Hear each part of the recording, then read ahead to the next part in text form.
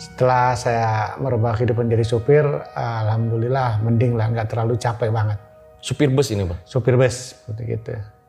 Supir bus, saya jadi supir bus saya sudah 26 tahun, Pak. Selama jadi supir bus, gitu, Pak. Baik.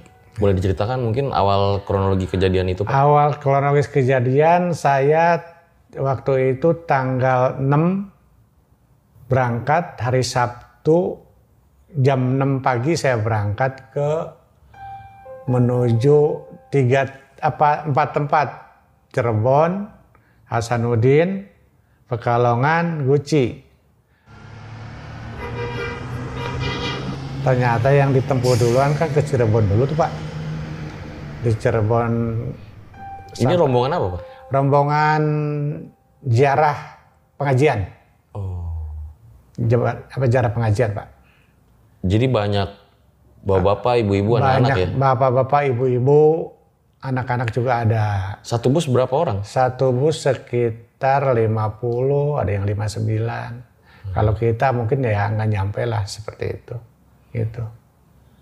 Terus awal kejadian berangkat tuh keberangkatan dari Kayu Gede itu Paku Jaya sekitar jam 6 pagi, Pak. Jam 1 tanggal 6 berangkat ke Cirebon.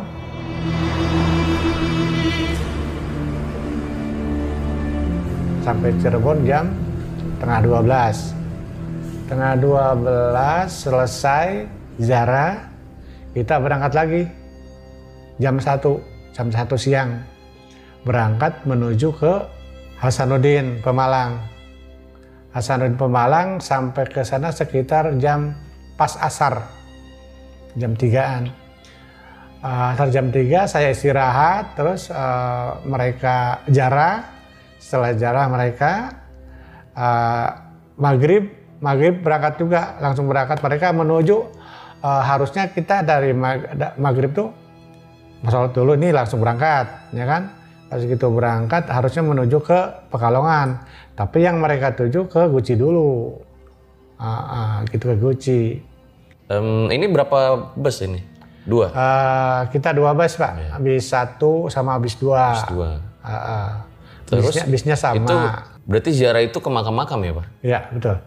Total ada berapa rombongan yang ikut saat itu, berapa bus? 2 bus, Pak. Bis 1, bis 2. Saya bis 1-nya. Oke. Yang bis 2 teman juga. Oke. Gitu. Lalu berangkatlah dari jam 6 itu saya menuju ke Cirebon, dari Cirebon menuju ke Hasanuddin. Dari Hasanuddin aturan menuju ke Pekalongan, tapi mereka langsung menuju ke Guci karena mereka sudah ditelepon sama yang punya penginapan di Guci. Kalau ke Pekalongan dulu mungkin datangnya malam, gitu, Pak. Jadi menuju ke Guci dulu.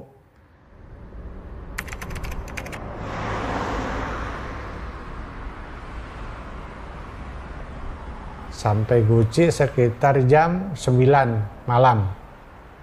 Jam 9 malam tempat parkir penuh. Pertama saya parkir di tengah jalan. Di tengah jalan jam 9, terus jam 9 kata yang punya Wisma, Pak Romiani tunggu dulu di sini. Nurunin dulu, setelah nurunin jam 9. Kan tempat parkir penuh, Pak. Di tempat parkir yang biasa yang tengah. Nah setelah turun tengah 10 selesai, nah saya berangkat ke atas, disuruh Pak Romiani parkir ke atas, parkirnya di atas. Nah saya parkir di atas, nah, menuju ke atas, itu 2 mobil itu. Dapatlah tempat parkir, sekalipun di sana udah penuh, tapi saya masih bisa masuk. Nah saya masuk, pas untuk 2 mobil bisa parkirnya. Di parkiran sama tukang parkir. Tapi bukan memakai seragam parkir, pakai peci, pakai kain, gitu. Tapi dia memang tukang parkir mungkin, gitu ya, kayak gitu. Terparkir saya pertama parkir di sini, Pak. Iya, majuin lagi, maju lagi, Pak. Saya kan udah punya pikiran, jangan terlalu ke depan, Pak. Itu kan turun banget, saya bilang gitu. Enggak apa-apa, dia bilang gitu. Ya udah saya ikut perintah kata dia. Sampai parkir udah 2 meter dari ke depan gorong-gorong air yang pakai besi itu. Di situ batasnya. Parkir ya. Setelah parkir sekitar jam 10-an. Rem tangan. Ini malam? Malam. Rem tangan, pakai rem tangan, terus ganjel depan, ganjel belakang. Nah, kan capek. Istirahat lah. Habis istirahat saya di dalam bis Pak. Tidurnya. Di bagasi bawah. Nah, di bagasi bawah saya tidur, connect, otomatis bersih mobil, ngepel, ngelap kaca. Nah, saya udah tidur. Nah, mereka setelah itu connect, bersih tidurnya di dalam mobil. Nah, connect di dalam mobil, mungkin dia setelah selesai nyuci capek tidur ya di dalam mobil ya. Tidur di dalam mobil capek, dia terbangun sampai ada orang yang sudah naikin barang, entah itu barang belanjaan atau baju kotor, sekitar jam 7:30 Pak. Saya juga bangun, pas ada berak-beruk bunyi begitu bangun. Kalau saya begitu turun, saya lihat ganjel dulu, ganjel masih fungsi, depan belakang, mandilah saya. Habis mandi, pulang mandi. Rencana itu memang jam berapa Pak? Rencana sedatangnya jamaah penuh kita berangkat. Rencana seperti itu Pak. Terus saya pulang mandi jam 8. Setelah mandi saya pulang ke bagasi lagi pakai baju seragam. Setelah pakai baju seragam udah selesai. Ini pun bagasi agak sempit Pak. Bukannya agak susah karena mepet gitu. Terus salah habis salin. Ada panitia di belakang ngajakin briefing kita setelah ini langsung berangkat, pembicaraan yang dibicarakan untuk keberangkatan ke perjalanan ke Pekalongan. Nah setelah dia selesai bicara sekitar 15 menitan, saya nengok ke kanan Pak, nengok ke mobil, begitu mobil jalan sendiri.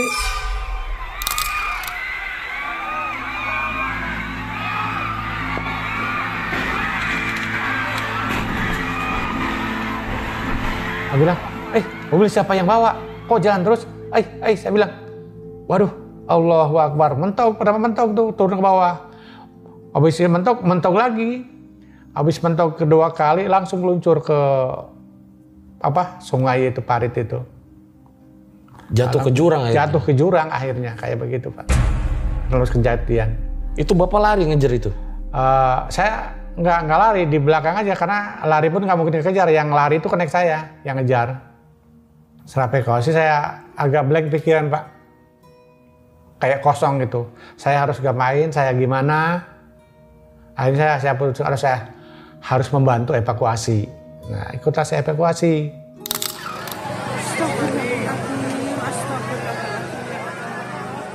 Evakuasi satu persatu kita karena emang tempatnya susah, kedalaman itu 7 meter dari jurang itu, ya akhirnya di estafet Pak. Di estafet satu persatu diangkat. Yang dibawa siapa? Yang dibawa tuh banyak, banyak. Para relawan. Relawan orang-orang situ dah, orang-orang Guci. Ya termasuk diantara connect saya si Andre itu udah ada di atas mobil. Karena dia langsung buka handle Hexos. Yang kotak ini tuh buka itu, jadi lewat situ untuk evakuasi Pak, lebih aman gitu Pak. Ya satu persatu. Di dalam itu ada berapa orang Pak? Di dalam itu yang celaka itu semua ada 37 Pak. 37. Belum semuanya naik ya? Belum semuanya naik. Ya, yang kalau semua naik mungkin lebih, itu belum semuanya naik. Terus waktu itu saya evakuasi sampai selesai. Sekitar 1 jaman evakuasi cepat Pak. Setelah selesai evakuasi, langsung saya punya berpikiran, kosong juga pikiran saya. Harus ngapain, karena ada polisi ngamanin saya. Saya ditaruh di warung, dikasih minum sama dia. Ya dikasih makan. Gitu. Ya, seperti itu menunggu, habis banyak wartawan, ya saya mungkin diamanin lah, Bapak Pak Romani ke mobil aja dah, diam di mobil seperti itu. Itu Pak. Lanjutnya setelah itu saya... Itu Bapak pas ikut evakuasi Gimana perasaan Bapak tuh? Ya kayak kosong juga, evakuasi tapi kosong, tapi tenaga masih kuat, nggak ada masalah. Kalau hati mah nggak tahu kemana. Yang penting niat saya untuk membantu apa pertolongan pertama dulu yang harus kita lakukan. Bapak mikir kok bisa kayak gini gitu? Betul, bisa kayak begini kejadian ini. Saya juga bingung, kok bisa kayak begini? Bingung Pak, bingung kayak begini. Kalau ditanyakan begini saya juga bingung jawabnya. Nggak. Padahal dari malam tuh rem tangan sama yang buat apa namanya rem tangan, ganjel. Ganjel itu udah dari malam ya? Dari malam. Rem tangan, ganjel dari malam. Dan ini juga bis baru ya kan? Bis baru Pak, baru 7 bulan. Mobil baru, masa nggak mungkin? Pokoknya nggak mungkin lah. Ya nggak mungkin terjadi seperti itu Pak. Pokoknya di luar nalar banget. Ganjelannya gede ya tuh Pak? Ganjelannya gede. Kalau katanya ganjel kecil ya gimana? Gede aja bisa dihajar sama dia. Makanya itu yang bikin tanda tanya tuh seperti itu Pak. Ganjel siap, gede, depan belakang, kok masih nyelonong. Rem tangan oke. Lalu setelah kejadian itu apa yang dilakukan Bapak? Yang dilakukan saya ya tadi kan evakuasi selesai sudah, terus saya dipanggil polisi untuk mungkin saya dari pagi yang namanya belum minum apa-apa, belum makan apa-apa, dikasihlah teh manis, minum teh manis, dikasih makan. Banyak wartawan yang nanya-nanya ke saya. Saya bilang kejadiannya seperti itu Bu, saya bilang gitu aja, saya juga nggak bisa ngomong. Nah setelah itu mungkin saya juga suara udah serak karena pikiran kosong. Nah taruhlah saya ditaruh di mobil. Setelah mobil terus saya dibawa ke Polsek Tonjong untuk di BAP. Nah BAP itu dari asar sampai jam 8 malam. Habis jam 8 malam saya dibawa ke Polres. Nah di Polres itu saya diam di masjid Pak. Masih saksi bukan tersangka. Saya di Polres, diamnya di masjid. Nah setelah 4 hari di BAP lagi di reskrim saya tersangka. Nah tersangkanya hanya Bapak? Tersangkanya 2, saya ya makanya istilah dua-duanya gitu. Nah disitulah saya dimasukin ke sel. Saya juga nggak tahu saya mau dibawa kemana. Artinya saya habis di BAP, jam tangan disuruh dicopot, celana suruh dicopot, ganti celana pendek, semua uang sama dompet dititipin ke dia. Dalam hati saya bertanya, saya mau dibawa kemana? Iya. Akhirnya baru dimasukkan ke sel. Dimasukkan ke sel, kaget. Astagfirullahaladzim. Saya dimasukin ke sel. Nah barulah hilang kontak semua. Yang tadinya istri mau nengok saya larang dulu. Akhirnya setelah saya dibikin tersangka, datanglah istri semuanya. Keluarga nengokin saya. Keluarga yang nengok semua nangis Pak. Iya di luar dugaan semua. Nangis semua.